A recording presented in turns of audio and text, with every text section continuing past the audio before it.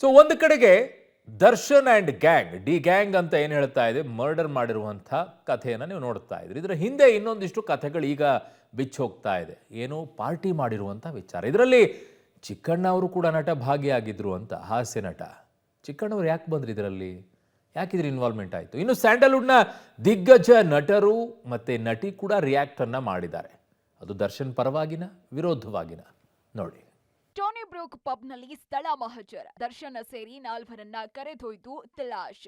S, ಪವಿತ್ರ ಗೌಡಗೆ ಅಶ್ಲೀಲ message ಮಾಡಿದಂತಹ ರೇಣುಕಾ ಸ್ವಾಮಿ ಹತ್ಯೆಗೂ ಮುನ್ನ ದರ್ಶನ್ ಆರ್ಆರ್ ನಗರದಲ್ಲಿರುವಂತಹ ಸ್ಟೋನಿ ಬ್ರೂಕ್ನಲ್ಲಿ ಪಾರ್ಟಿ ಮಾಡ್ತಾ ಇದ್ರು. ರೇಣುಕಾ ಸ್ವಾಮಿ ಹತ್ಯೆ ಬಳಿಕವೂ ಇದೇ ಪಬ್ನಲ್ಲಿ ಡಿ ಗ್ಯಾಂಗ್ ಪಾರ್ಟಿ ಮಾಡ್ತಿದ್ರು. ಜೂನ್ 8ರಂದು ಪಾರ್ಟಿ ನಡೆದಿದ್ದು, ಆ ಸಂಬಂಧ ದರ್ಶನ್ ಮತ್ತು 4 ಸಹಚರರನ್ನ ಕರ್ಕೊಂಡ್ ಬಂದು ಮಹಜರ್ ಮಾಡಿಸಲಾಯಿತು. ಇನ್ನು ಅನ್ನಪೂರ್ಣೇಶ್ವರಿ ನಗರ ಪೊಲೀಸ್ ಠಾಣೆಯಿಂದ ದರ್ಶನ್, ಪ್ರತೂಷ್, ಪವನ್, ವಿನಯ್ನನ್ನ ಪೊಲೀಸ್ ವ್ಯಾನ್ ನಲ್ಲಿ ಸ್ಟೋನಿ ಬ್ರೂಕ್ಗೆ ಕರ್ಕೊಂಡು ಬರಲಾಯಿತು. 4 ಆರೋಪಿಗಳ ಸಮ್ಮುಖದಲ್ಲಿ ಪಬ್ನಲ್ಲಿ ಮಹಜರ್ ನಡೆಸಲಾಯಿತು.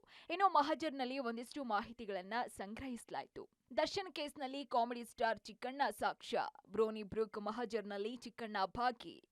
ಹೌದು, ರೇಣುಕಾ ಸ್ವಾಮಿ ಹತ್ಯೆ ಕೇಸ್ನಲ್ಲಿ ನಟ ಚಿಕ್ಕಣ್ಣ ಕೈವಾಡ ಇಲ್ಲದಿದ್ರೂ ಕೂಡ ಈಗ ಸಾಕ್ಷ್ಯ ಹೇಳಬೇಕಾದಂತಹ ಸ್ಥಿತಿ ನಿರ್ಮಾಣ ಆಗಿದೆ. ಇದಕ್ಕೆಲ್ಲ ಕಾರಣ ಆರ್ಆರ್ ನಗರದ ಸ್ಟೋನಿ ಬ್ರೂಕ್ನಲ್ಲಿ ಮಾಡಿದ್ದಂತಹ ಪಾರ್ಟಿ. ಎಸ್, ಕೊಲೆ ನಡೆದಂತಹ ದಿನ ದರ್ಶನ್ ಪಾರ್ಟಿಯಲ್ಲಿ ಚಿಕ್ಕಣ್ಣ ಭಾಗಿಯಾಗಿದ್ರು. ಇದೇ ಕಾರಣಕ್ಕಾಗಿನೇ ಹಾಸ್ಯ ನಟ ಚಿಕ್ಕಣ್ಣ ಪ್ರಮುಖ ಸಾಕ್ಷಿಯಾಗಿದ್ದಾರೆ. ಇನ್ನು ಪ್ರಕರಣ ಸಂಬಂಧ ನಟ ಚಿಕ್ಕಣ್ಣಗೆ ನೋಟಿಸ್ ನೀಡಲಾಗಿತ್ತು. ಸ್ಟೋನಿ ಬ್ರೂಕ್ ಪಬ್ನಲ್ಲಿ ನಡೆದಂತಹ ಮಹಜರ್ ವೇಳೆ ನಟ ಚಿಕ್ಕಣ್ಣ ಭಾಗಿಯಾಗಿದ್ರು. ಮುಖಕ್ಕೆ ಮಾಸ್ಕ್ ಹಾಕೊಂಡು ಬಂದಿದ್ದಂತಹ ಚಿಕ್ಕಣ್ಣರಿಂದ ಮಹಜರ್ ವೇಳೆ ಒಂದಿಷ್ಟು ಮಾಹಿತಿಯನ್ನ ಕಲೆ ಹಾಕಿದ್ರು. ಪಾರ್ಟಿಯಲ್ಲಿ ಯಾರೆಲ್ಲ ಇದ್ರು, ಹತ್ಯೆ ಬಗ್ಗೆ ಗೊತ್ತಿತ್ತಾ, ಈ ಆರೋಪಿಗಳಲ್ಲಿ ಯಾರೆಲ್ಲ ಪರಿಚಯ, ಹೀಗೆ ಹಲವು ಮಾಹಿತಿಗಳನ್ನ ಸಂಗ್ರಹಿಸಲಾಗಿದೆ. ಅಂದ್ಹಾಗೆ ಚಿಕ್ಕಣ್ಣಗೆ ರೇಣುಕಾ ಹತ್ಯೆ ಬಗ್ಗೆ ಗೊತ್ತಿರಲಿಲ್ಲ. ಆದ್ರೆ ದರ್ಶನ್ ಜೊತೆ ಪಾರ್ಟಿಯಲ್ಲಿ ಭಾಗಿಯಾಗಿದ್ದಕ್ಕೆ ಸಾಕ್ಷಿ ಬೇಕಾದಂತಹ ಸ್ಥಿತಿ ಬಂದೋದ್ಗಿದೆ. ಇನ್ನು ಸ್ಟೋನಿ ಬ್ರೂಕ್ ಪಬ್ನಲ್ಲಿ ಮಹಜರ್ ಬಳಿಕ ಪೊಲೀಸ್ ಠಾಣೆಗೆ ಚಿಕ್ಕಣ್ಣನನ್ನ ಕರ್ಕೊಂಡು ಹೋಗಿ ಹೇಳಿಕೆಯನ್ನ ದಾಖಲಿಸಿಕೊಳ್ಳಲಾಯಿತು. ದರ್ಶನ್ ವಿರುದ್ಧ ನಿಂತ ಸ್ಯಾಂಡಲ್ವುಡ್. ರಮ್ಯಾ ಸುದೀಪ್ ಬಳಿಕ ಈಗ ಉಪೇಂದ್ರ. ಅಮಾಯಕನ ಕುಟುಂಬಕ್ಕೆ ನ್ಯಾಯಕ್ಕೆ ಒತ್ತಡ. ಇನ್ನು ದರ್ಶನ್ ವಿಕೃತಿ ಬಗ್ಗೆ ಸ್ಯಾಂಡಲ್ವುಡ್ನಲ್ಲಿ ಒಳಗೊಳಗೆ ಆಕ್ರೋಶ ವ್ಯಕ್ತವಾಗ್ತಾ ಇದೆ. ರಮ್ಯಾ ಸುದೀಪ್ ಬೆನ್ನಲ್ಲೇ ಈಗ ನಟ ಉಪೇಂದ್ರ ಕೂಡ ಧ್ವನಿ ಎತ್ತಿದ್ದಾರೆ. ಅಮಾಯಕನ ಕುಟುಂಬಕ್ಕೆ ನ್ಯಾಯ ಸಿಗಬೇಕು ಅನ್ನೋ ಒತ್ತಾಯ ಮಾಡಿದ್ದಾರೆ.